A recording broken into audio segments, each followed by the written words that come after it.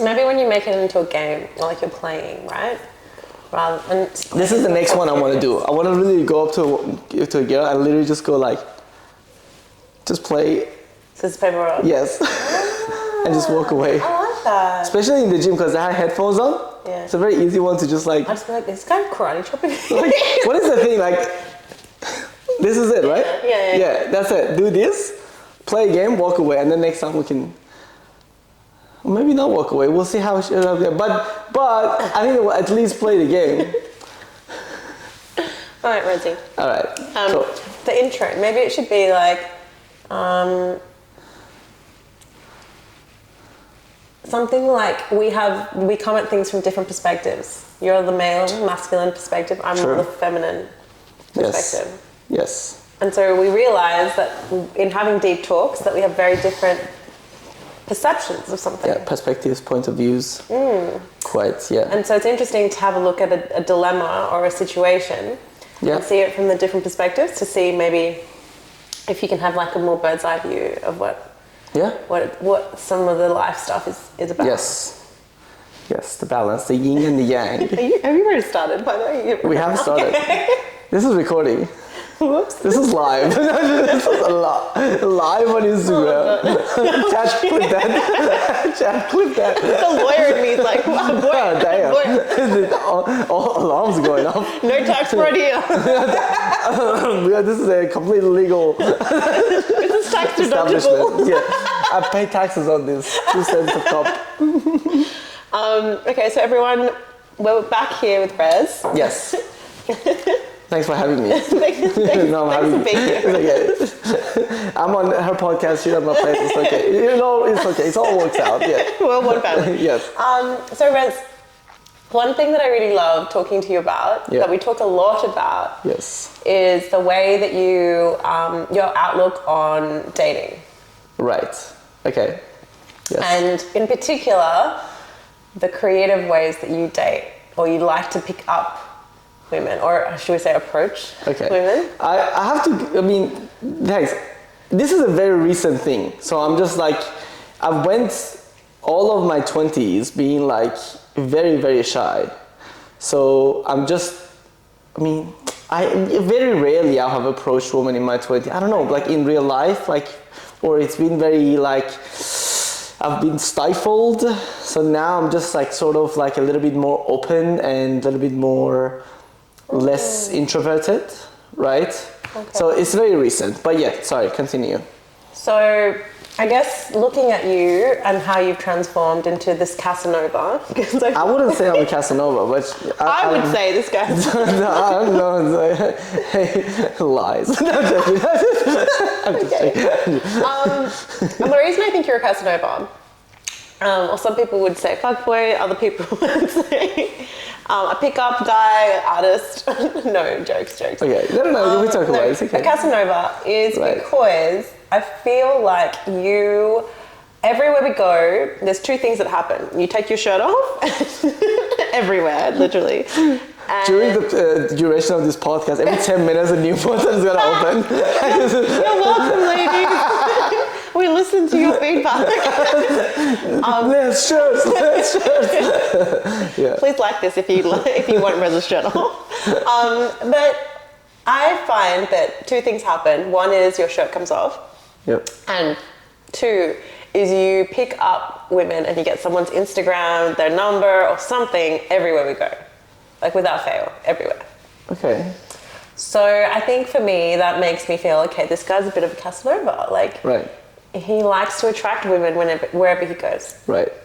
So one thing I was telling you before, I challenge myself and I put myself out of my comfort zone.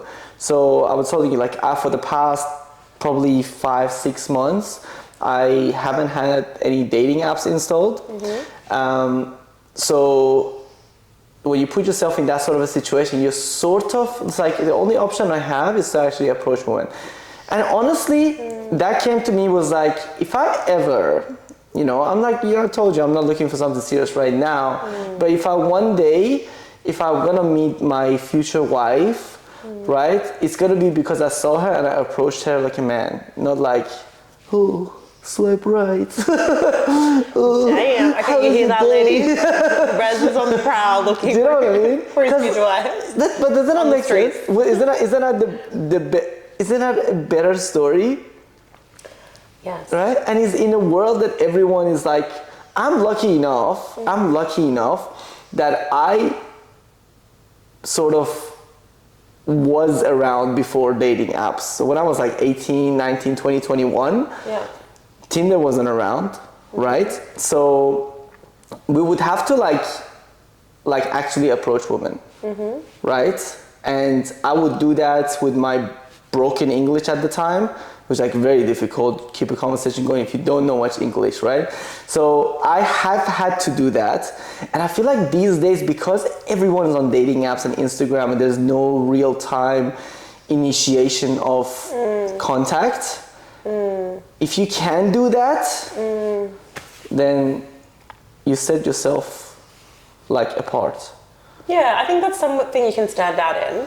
Yeah. The lawyer / like probability analysis part of me is more like, don't diss the dating apps, because like for me, I'm sure you're the same, Raz, because you do a million things in one day, but I don't have a lot of time. And it takes a lot more time to go to a bar, order a drink, talk to the person next to you, even just getting ready, you know? So for me, I actually find the dating apps, like, they are challenging, don't get me wrong, but I find them in terms of exposure to people that maybe I wouldn't be able to get exposure to. I find it interesting that guys that I would never think would approach me actually approach me on dating apps. And the guys that stand out for me, and how to stand out in a dating app, is like, use the features. Like, send them a photo of your day. Send them a voice note so they can hear your hot, sexy voice when you wake up in the morning. Like, that's a good tip. You're welcome, Reza. That's a good tip. First thing in the morning. But I think that you can still stand out and have that more human touch through the AI stuff that's invented through the apps. Like, and I think for someone who's time poor, who is also looking to expand the kinds of people that they're exposed to. Like for me, the dating apps are like perfect. But you're right. Like, I've thought about the meet cues that I would have with my future partner. How I'd feel about introducing him, like on the day that we get married. Being like, I met this guy through Bumble, Hinge, whatever. Insert here. I've thought about that and how I'd feel. And I think for me, if I ever have kids and I tell them the story about how I met their, you know, their dad, I would say the dating app opened the window, but we walked through the door. And we went on a date to X thing. And that's what actually made me attracted. So you can still, like, it's almost like a process of elimination. You have to get through the weeds, get rid of the weeds, and then you find the real flowers. And you pick them out and you go on dates with them. No. I feel like I'm never saying never to dating apps. I've been on dating apps. Like, it's you have. But I've actually seen Rez's profile come up on my day. Oh really? Oh no. Was it any of the photos have shirt on? No shirt. I was like, this guy loves red himself. flag. Red flag. Unmatched. No, but honestly, I think it's not that I'm saying like never to dating apps. It's just like right now, maybe I'm just practicing the skill of approaching and not putting so much value on the rejection or the success. Because end of the day, because if you put value on the success, then you got to put value on the rejection as well. Because what really should matter, your value should come from you. You know your value, you know your worth. So I'm not putting my worth into someone else's hand. Even if they come and say you're so hot, or you're gross. I know who I am, and that's what I'm practicing, right? This is something I'm practicing. It's like, I know who I am, and no one else's opinion should matter, because no one else really knows me as much as I know me. No one's known me for 31 years like I have known me. So that's what I'm practicing now. So when if I approach someone, they know me for like what, 10 seconds, 20 seconds, 30 seconds. It might be a yes, it might be a no, but it's like they don't know me. They might project things on me. So I don't not putting a lot of value to that response sets you free. And you can be like, hey, I'm an awesome person in my head, right? Delusionally, right? I'm an awesome person. Can you see that? Yeah. Yes or no?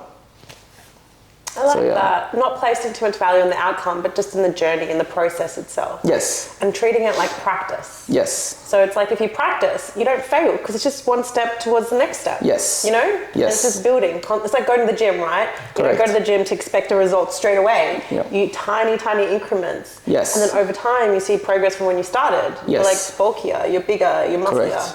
Yes. I like that. And like not every woman I have approached has been to actually hit on them. I sometimes have approached women just as purely as a platonic thing. Yeah. But honestly, it's been because I feel like you have this thing subconsciously when you talk to a very beautiful woman, you sort of get stifled. I don't want to have that feeling. Ever.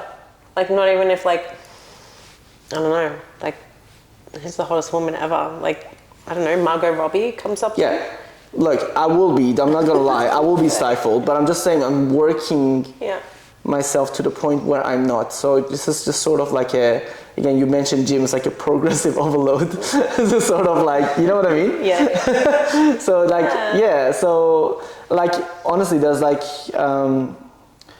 friends or women around me that if I try to talk to them 2-3 years ago, I would stutter, I would not be able to hold a conversation because I was like, holy fuck, this girl's so beautiful. I can't even focus on anything else other than the fact that she's beautiful and I can't talk to her. So yeah, you know what I mean? Yeah. And Rezi, how does having female friends help you build this like particular mindset approach that you have? Couple of things, I guess. It gives you a bit more knowledge about how women think. Actually, I have had this since I was a baby because I've had 2 sisters. Okay. So ever since I was a baby, and they are like 12 and 16 years older than me. So I was an accident. What Reza is saying is he's been a Casanova since he was No, I'm not saying that. I'm not saying that. It's like I was born in an environment, basically I was raised, it's like by 3 moms. That's what I tell everyone. It's like I was raised by 3 moms. So especially when I was born, my sisters were like 12, 16. So when I was like 5, 6, I could see them in their like teenage years and like then they start dating, so I could see things from a female point of view. And continuing to that, it's always been the same thing. Like now, I can, I guess maybe understand women a little bit more. Yeah. But not in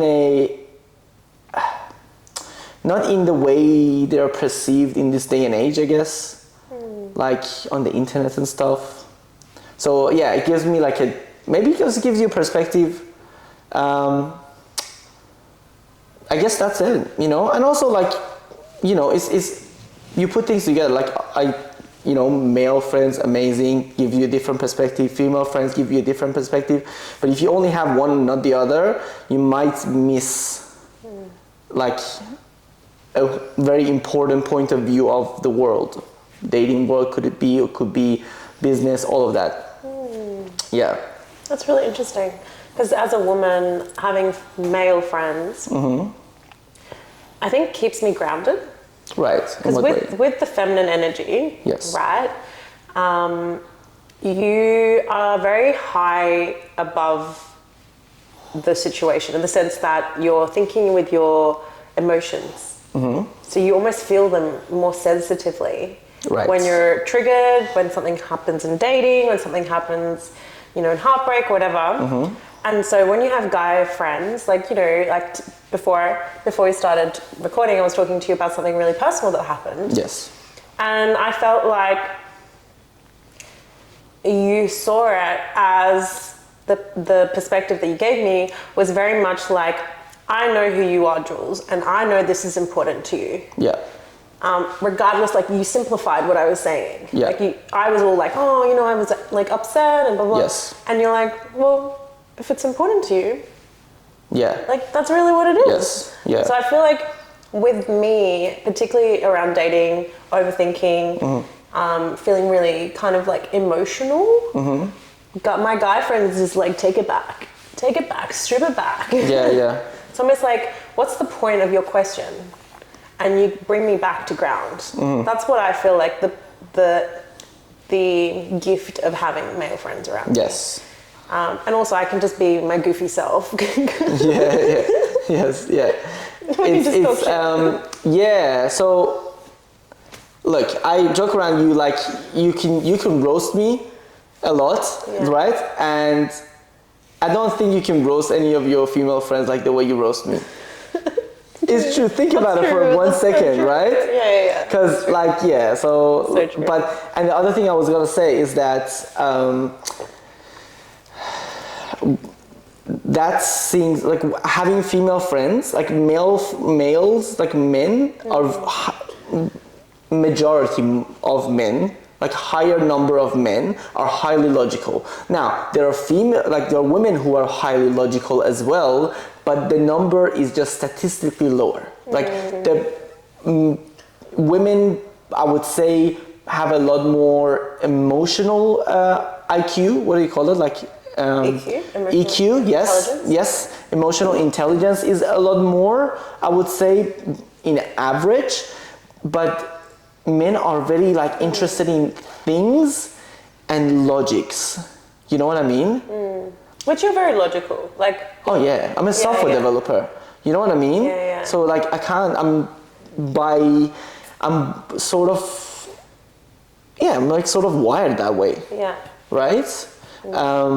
But emotional intelligence, I think if you asked, I think I used to have a friend in my early 20s who told me I lacked a lot of emotional intelligence. Looking back, maybe that could be the case. You know what I mean? At the time, my ego didn't want to accept it. But looking back, you're like, I didn't have a lot of emotional intelligence, right? So that is the yin and the yang.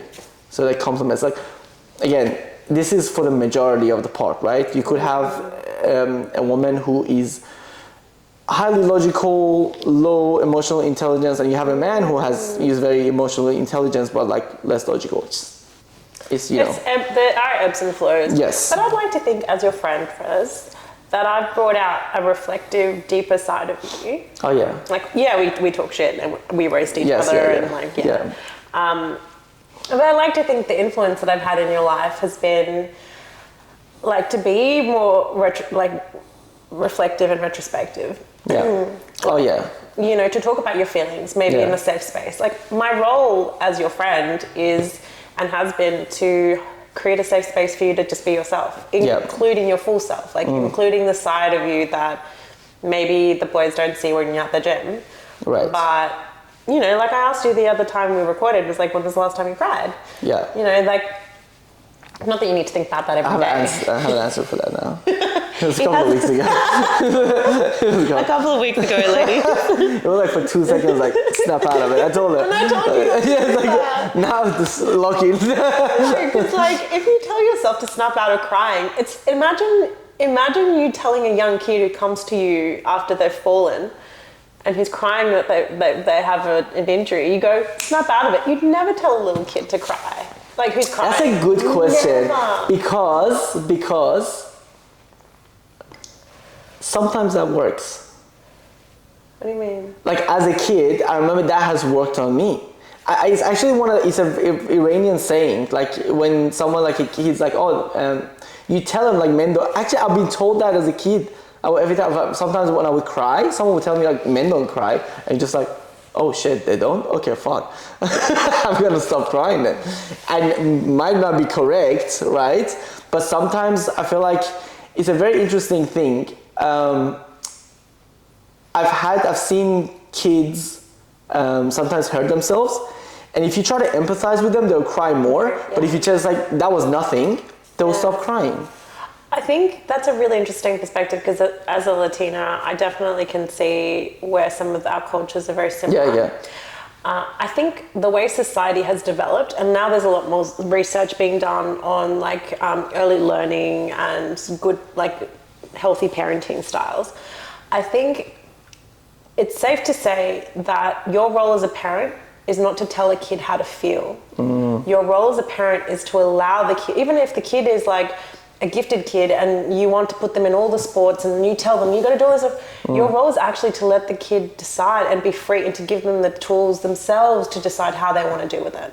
Right. So as a parent, the idea is just to be a container, a safe container where your emotions are regulated. Yeah. And that helps the kid regulate their emotions. So maybe instead of saying don't tell a kid, hey, don't cry, snap out of it, maybe say, hey, why are you crying? And some of them might be, oh, I'm scared. It might not be because they fell. It's just like they're scared. They're scared that there's blood. And then you tell them, is there blood? No, there's no blood. Awesome. There's no blood. You don't have to be scared. Yeah. Do you know what I mean? And so I think that's where you need to treat yourself like you're the parent. And you crying is like the child in you that said something happened and it hurt. Yes. And you got to figure out what hurt. What exactly about that situation hurt. You're right. Like as it's like one of those things. Like treat yourself like someone you love, right? And it's very. Sometimes we don't do that. Like if you have a dog and it's sick, you will not hesitate to take that dog to a vet straight away. But sometimes you could go sick for like days yourself, and it's like, I'll be fine. True. I'll be fine. So but I'm just saying, like maybe at that time, even that, I was like, couple of seconds, I was like, nope, I got this. Yeah, I hear you. Like even maybe because I know myself, but that's all that I had. Like me just allowing myself to cry for a few seconds was just me saying, okay, it's okay. Couple of seconds, fine. But that's all I had really. Like even it was like, I'm not gonna there's not more to it, and it was just like, Did carry you ask on. why you cried? Oh yeah, I knew why I cried. Okay. Yeah, I knew why I cried, but I also knew why I need to stop and then lock in. You know what I mean? But not lock in. Lock in. What do you mean? Lock in. Lock in, like what?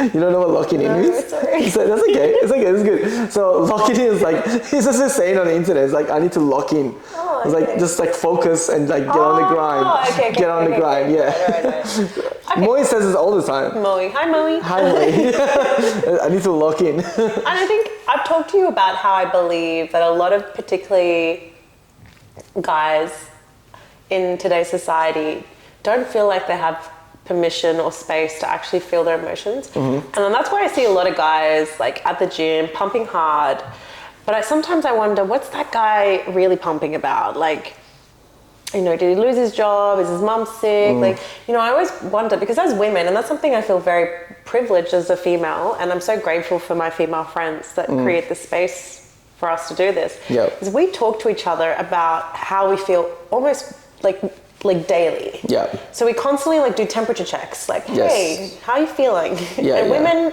process through verbalization. So we process as we talk to people. Whereas men are more intro processing. Yeah. They process to themselves before they express. Yeah, I could.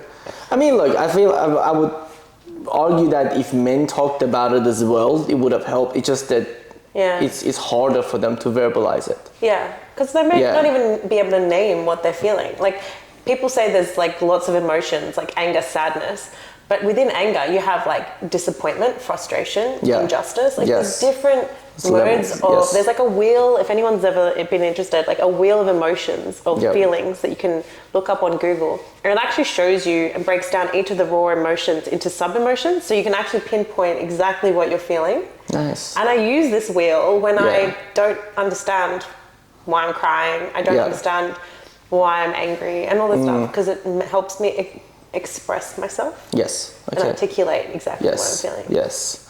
I mean, talking is important, but I feel like a lot of the actual healing comes when you are in your own space, and you could be sometimes just you thinking about it, processing it, You can call it meditating, whatever it is, right? Just spending time with yourself and like really taking in that feeling, right? And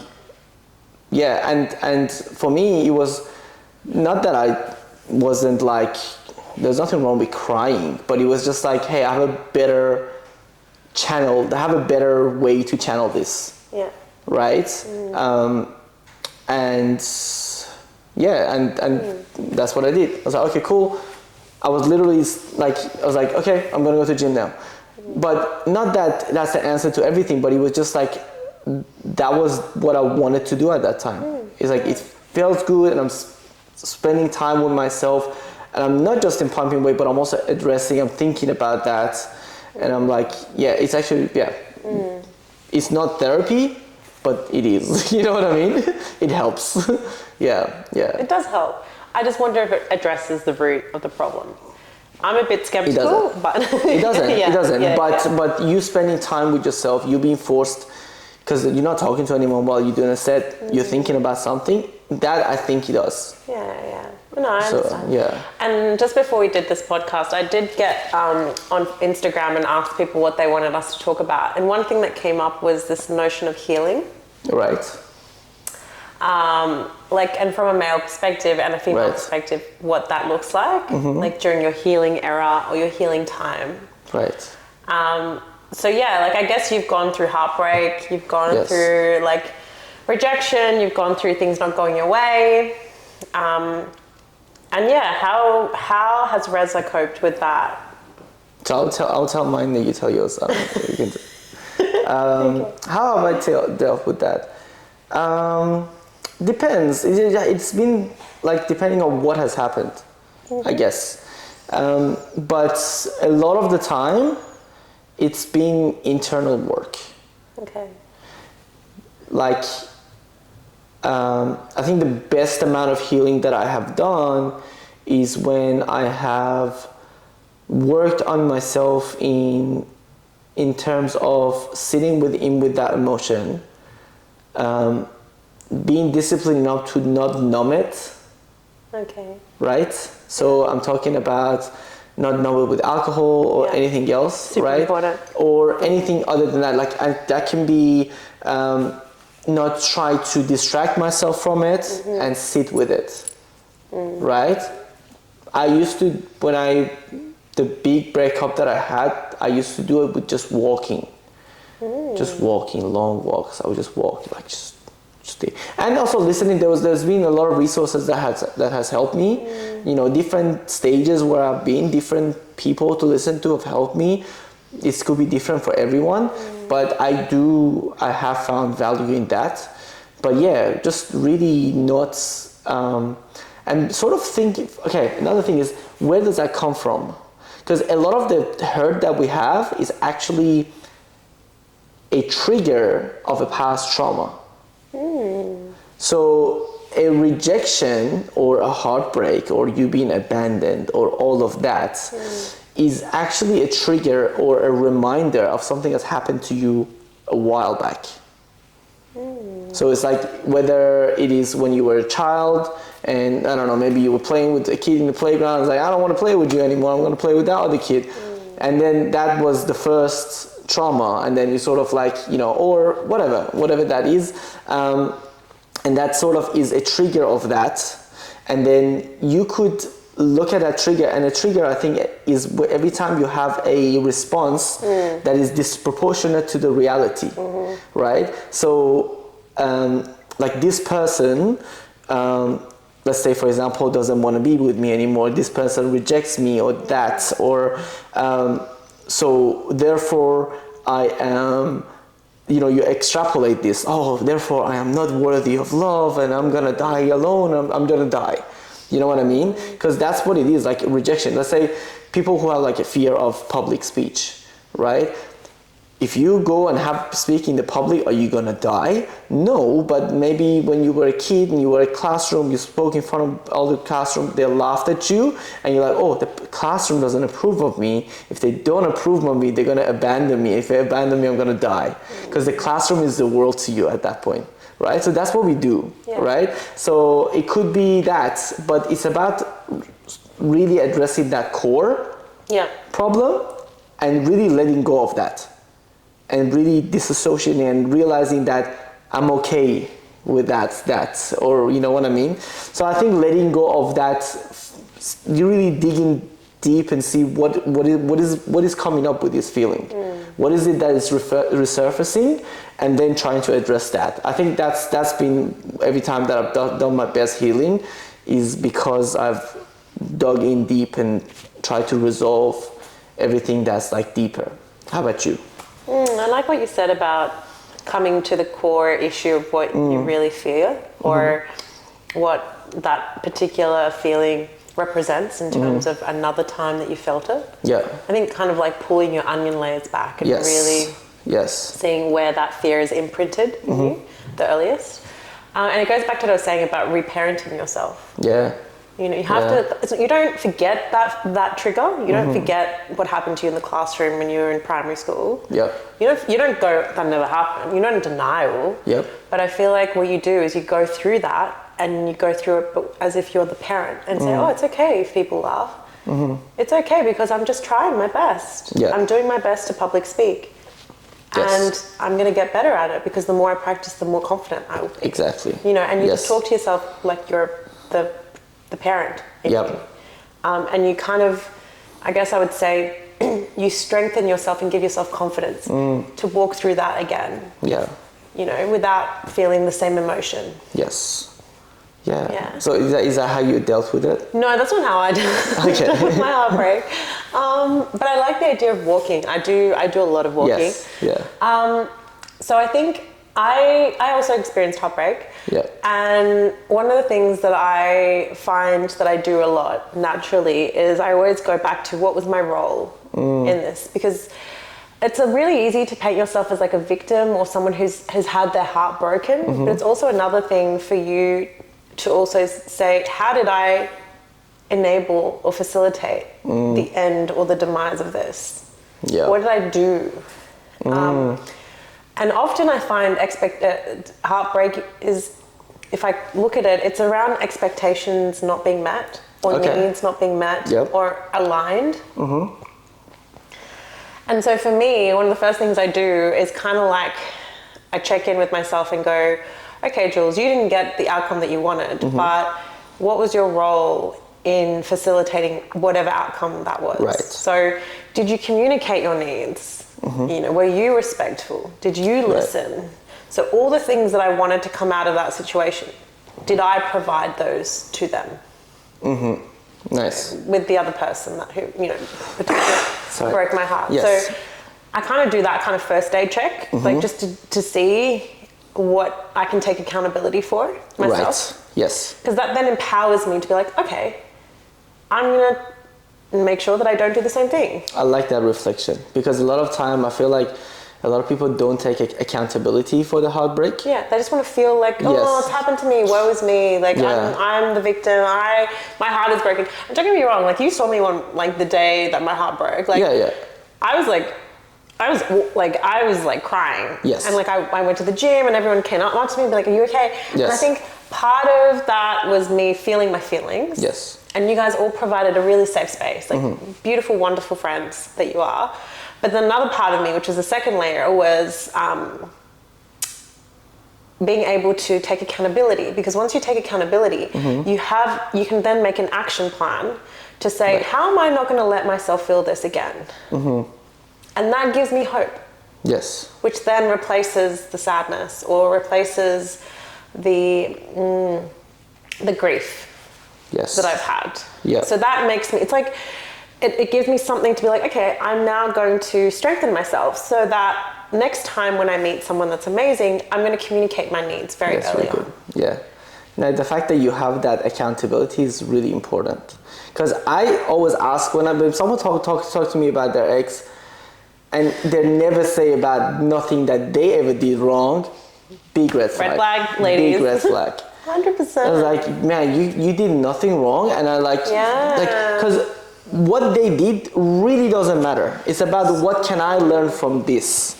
What is it that I can learn from this? Because whatever happens to them happens, right?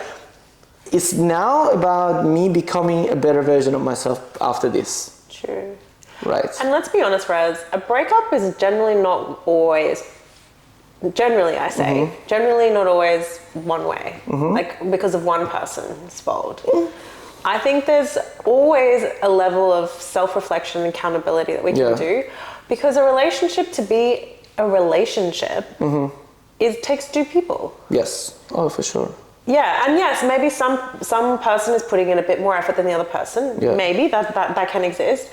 But at the end of the day, two people consent to that relationship. So two people need to consent as well. Yes. Coming out of that. Yes.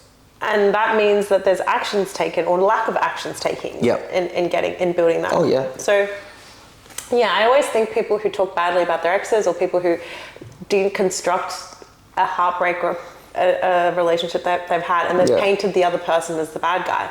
I'm always like, this is probably one-sided. Yeah, like even if the ex was a horrible, horrible person, you could self-reflect like, why did I go on as long as I did? Yeah, exactly. Why did I put the wrong expectation on this person? What was the red flags that I didn't see early on that made me go to a second, third, fourth, fifth or whatever, like dates with them? So true. Right? So it's very constructive for you to just like, what could I improve in that? 100%. And that could be, you could have dated the worst person in the world, but what was my lesson? What was the signs that were showing they're all going to be the most horrible person in the world that I didn't see early on? That's so true. And I think, Rez, this isn't just true for when you have heartbreak. Because I feel like thinking about your role brings it back to you, which is something that you can, like a sphere of influence that you have control over, which is what are your actions? What are you going to do now moving forward? Because feeling sad, let's face it sucks sometimes. So I think in order for us to feel the full rainbow of emotions, we need to make sure that we have sadness in our life. You know, we can't avoid it. But I do think that if you can create a conduit for that sadness so that you then can be like, you know what? I don't want to feel depressed. I want to be able to make sure that if I walk away from heartbreak, that at least it's amicable. Or I want to be friends with a person. Or at least I want to feel like I was being true to myself. So you can ask yourself questions like, how did I enable us to be together for like 5 years and I didn't even like the person that I was? You know, like maybe think about, okay, maybe I should have said something sooner, or I should have figured out who I was before I entered into that relationship. So that's all like agency on self, right? But that agency, I think, is also something that I take when I date. So at the end of every date, I do like a little checklist. Oh, I don't do a checklist, but it's like little questions that I answer. And one of them is, what part of me did this person bring out on a date? You know, and I've had different types of dates, like arcades, like being playful. I've had like romantic dates and like, you know, like different types of dates. And I always ask myself, what is it that they bring out in me in these dates? And that really helps because it makes me reflect, do I like the person that they bring out? Nice. And then I'm like, do you have those post-date dates so you can go through them fast? Because I think we can just go through them and it will be like nice little quick clip and then we can have more information. Absolutely. So I have given this little post-date date to a couple of my friends who also have used it. So it's a list of 8 items that you can ask yourself after a date. And it's actually authored by Logan Uri, who I believe worked for a dating app. Nice. First one is, what side of me did my date bring out? 2, how did my body feel during the date? Was it stiff? Was it relaxed? Or was it somewhere in between? 3, do I feel more energized? So you said stiff, I was like...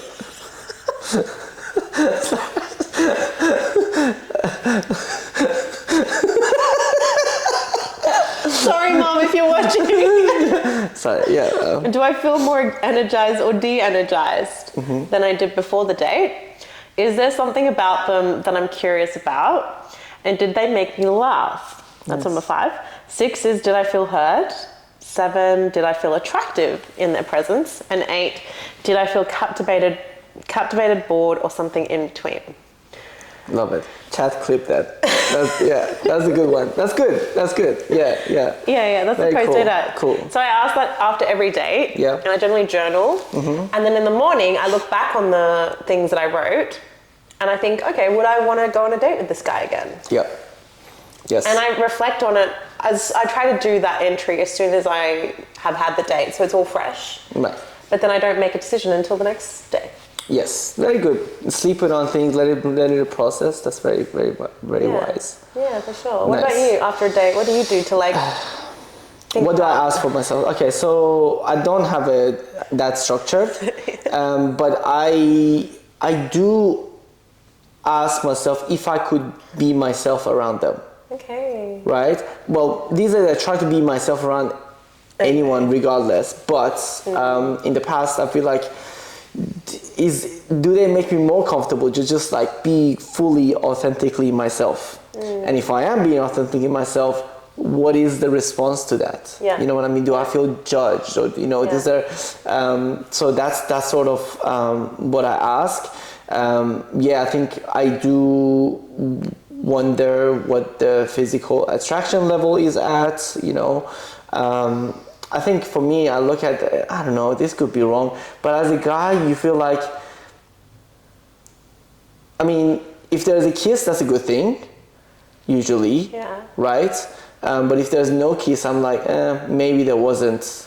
Oh, really? Yes. That's so interesting. That's the opposite for me. I'm sorry to interrupt, but absolutely. It's like you the can. opposite. For me, it's like, I don't like dates where they kiss me straight away as if they expect it. It's like, ugh. No, I don't go to it straight away. But I feel like you go to a date and there's so much signs and there's so much tension that it happens. Yes, I take the final step, but you know what I mean?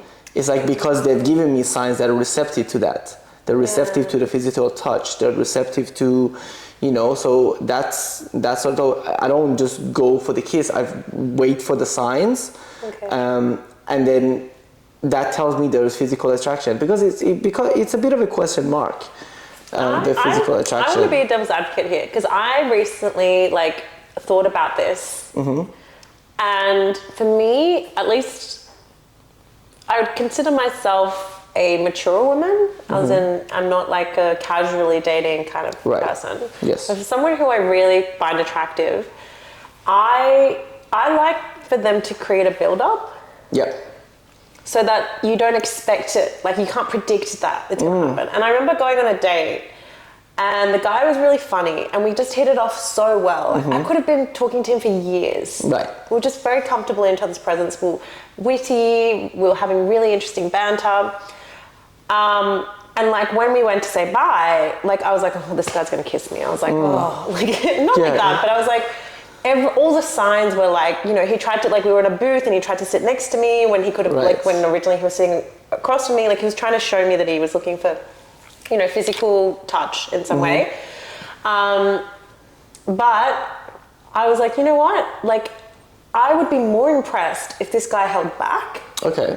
And waited maybe for the next date than if he just did that all now. Because it's almost like you read the back of the book and you already read know the ending. Okay. So why bother reading the rest of that's in my That's view. a good point of view, yeah. Because every day that I've gone and I didn't see a clear sign or there wasn't an invitation or I didn't naturally wasn't inclined to kiss, then I feel like that didn't go as well.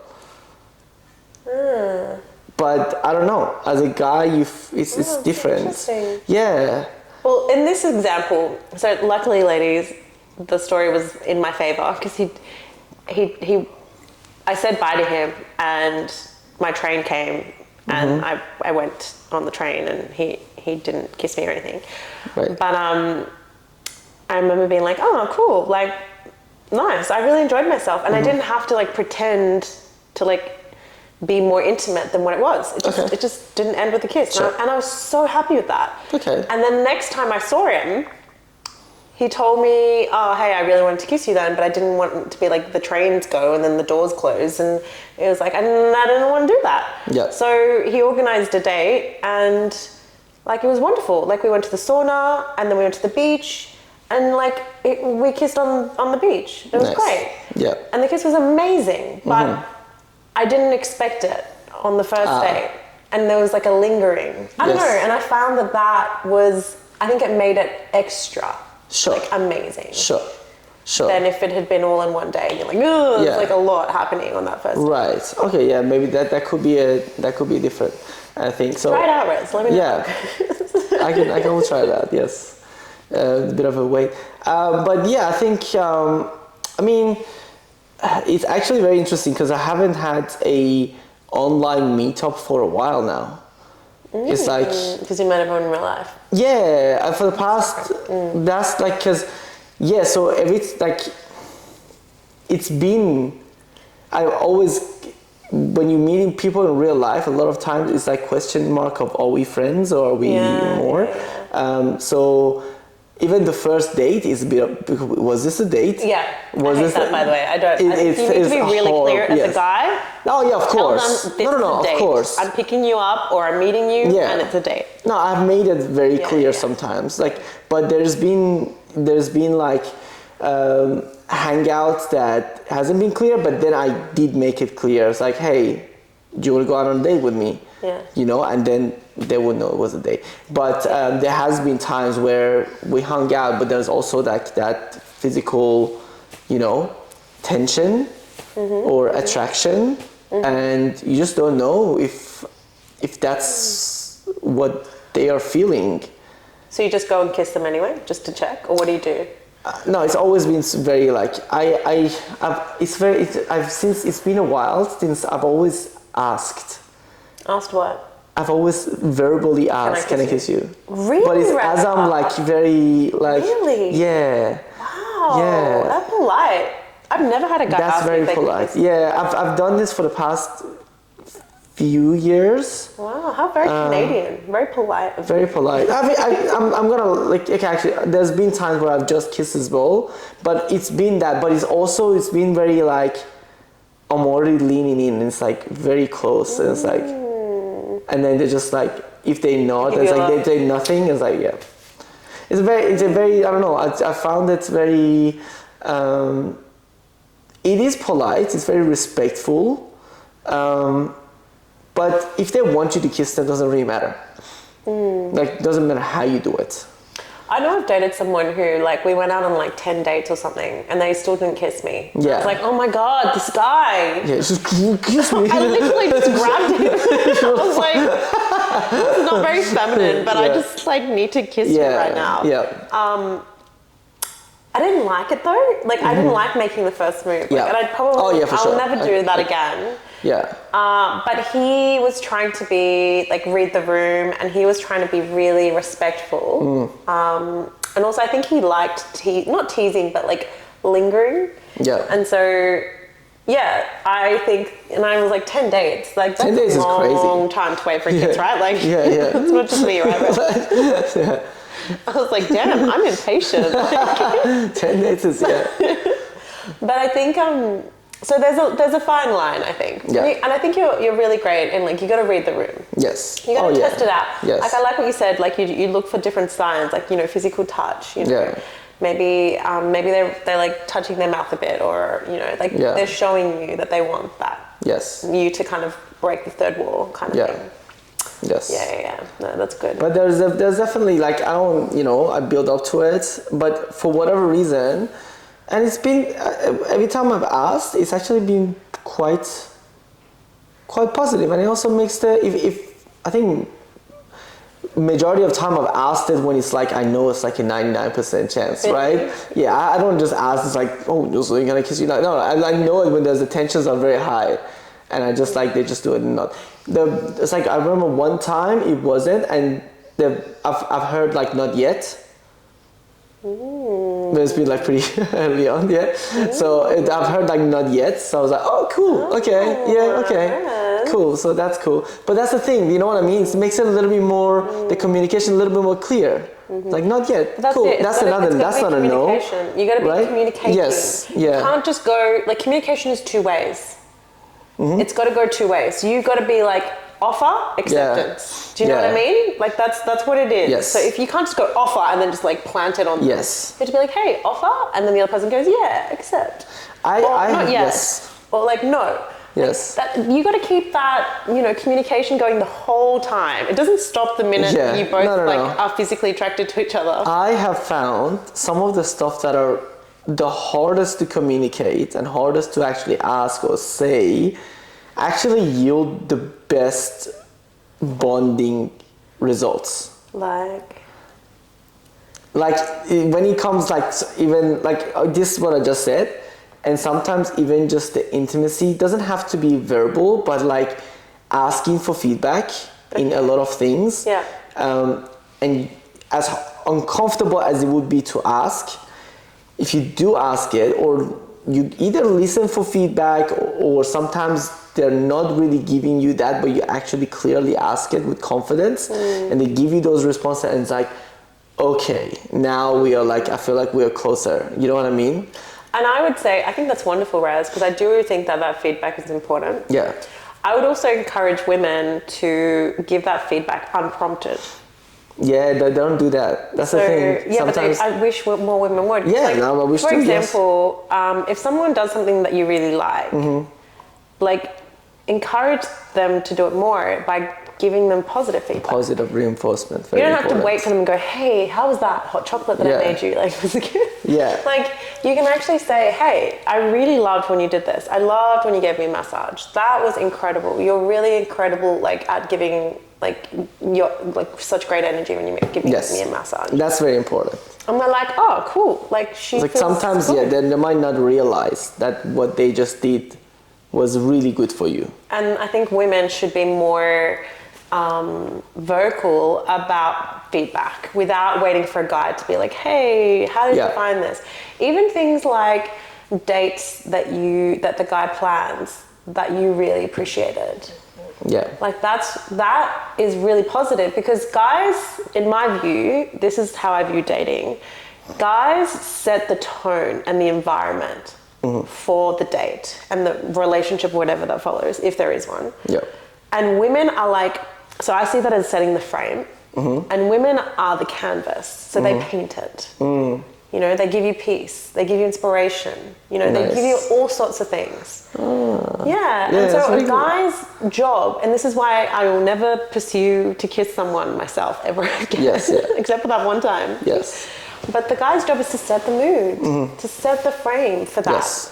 And so they do that by taking you out on dates. They do that by asking you to go on a date. They do that by, asking you questions about what you like, what you don't like, getting to know you, so that they can then cater and tailor that frame to you.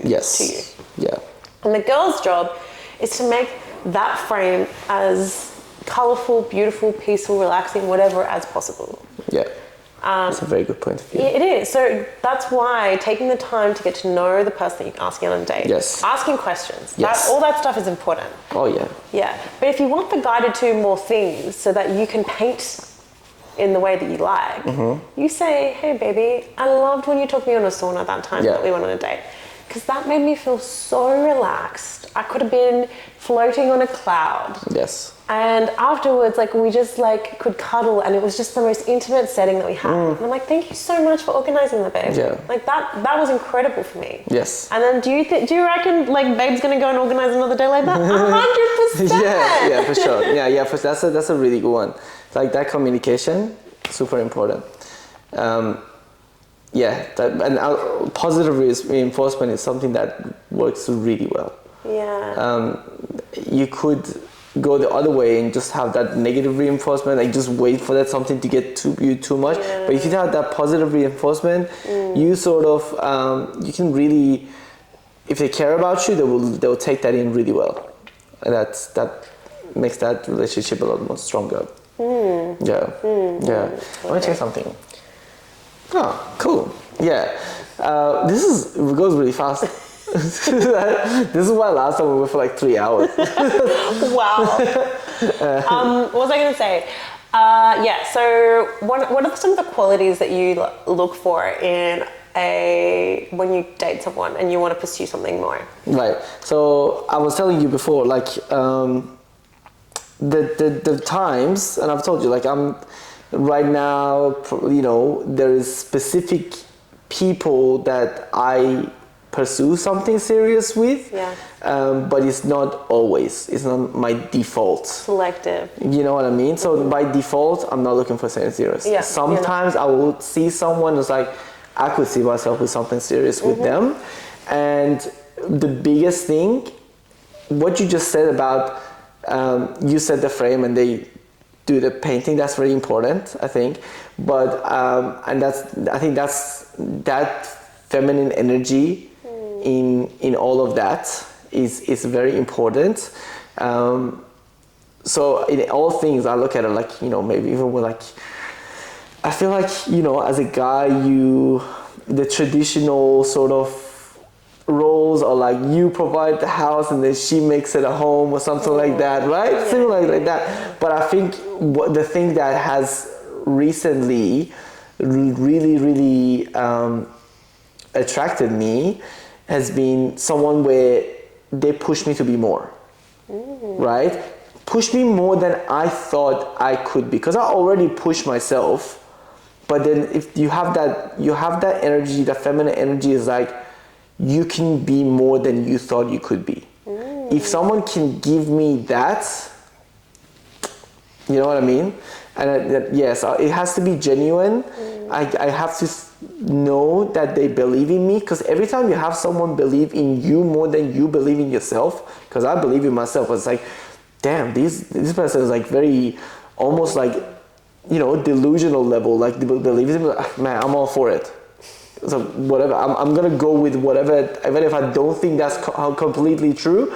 If you see that potential in me, that's gonna make me see that potential in me. So yeah, that I'm 100% for. I love that, Reza. Yeah.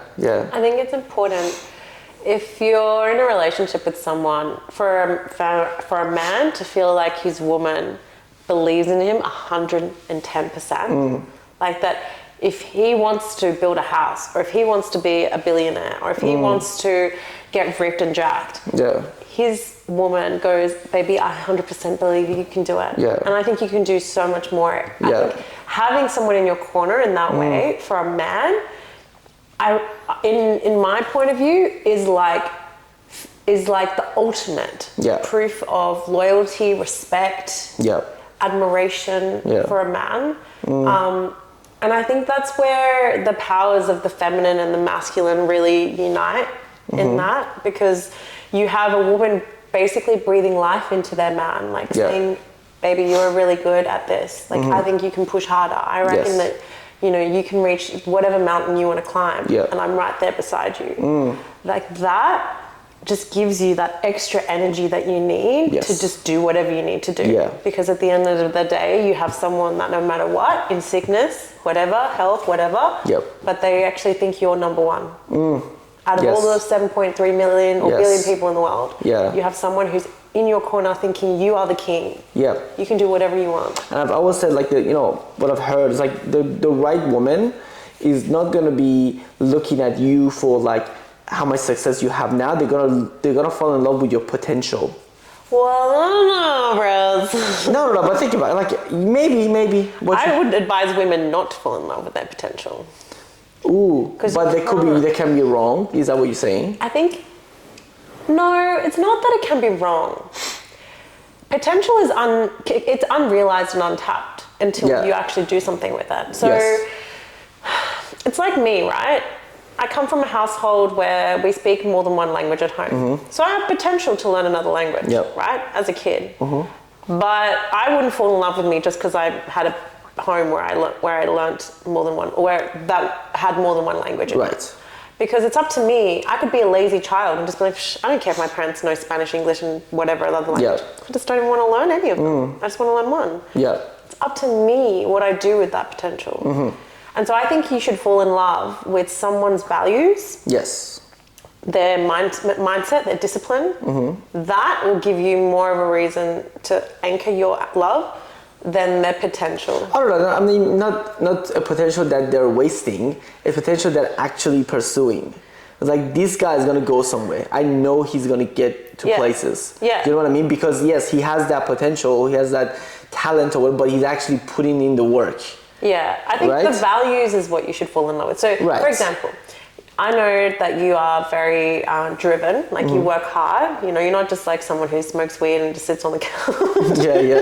Yeah. I feel like you do something with your life, right? Yes. You hang out with your nephew, you hang out with your fam. Like, you have a life, right? Yes. So that is the potential that you could potentially offer someone. Yep. But I think someone who really loved you would be like, I love the way that Reza is so busy, but he has enough time for the important things. Okay. So that's what I would say you'd fall in love with. And then if that means that you earn a shit ton of money, or if that means that you have a really beautiful family, great.